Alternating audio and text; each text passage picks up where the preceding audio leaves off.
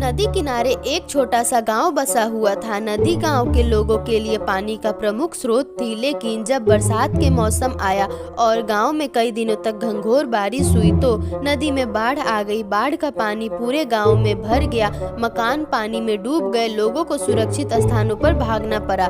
बाढ़ के पानी में लोगों के घरों की कई चीजें बहने लगी। उनमें दो घरे भी थे, एक पीतल का घड़ा था और एक मिट्टी का। दोनों ही घरे पानी में खुद को बचाने का प्रयत्न कर रहे थे। पीतल के कठोर और मजबूत घड़े ने जब मिट्टी के कमजोर घड़े को संघर्ष करते देखा तो सोचने लगा कि मिट्टी का ये कमजोर घड़ा आखिर कब तक खुद को डूबने से बचा पाएगा, मुझे इसकी सहायता करनी चाहिए। उसने मिट्टी के घड़े से कहा, मित्र सुनो, तुम मिट्टी के बने हुए हो और बहुत कमजोर हो। बाढ़ के इस पानी में तुम अधिक दूर तक नहीं जा पाओगे और डूब जाओगे। मेरी बात मानो और मेरे साथ रहो, मैं तुम्हें डूबने से बचा लूंगा।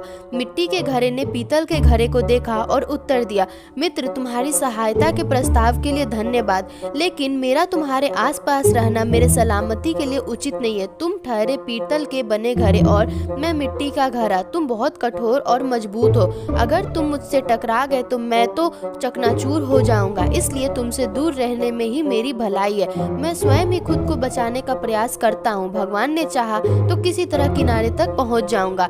इतना कहने के बाद मिट्टी का घड़ा दूसरी दिशा में बहने का प्रयत्न करने लगा और धीरे धीरे पानी के बहाव के साथ नदी के किनारे पहुंच गया। वहीं दूसरी ओर पीतल का भारी घड़ा भी प्रयत्न करता रहा, लेकिन नदी के पानी ने तेज बहाव में खुद को संभाल नहीं पाया और उसमें पानी भर गया और वह डूब गया। इस कहानी से हमें यही सीख मिलती है कि विपरीत गुणों की अपेक्षा एक समान गुण वाले अच्छी मित्रता कायम कर पाते हैं।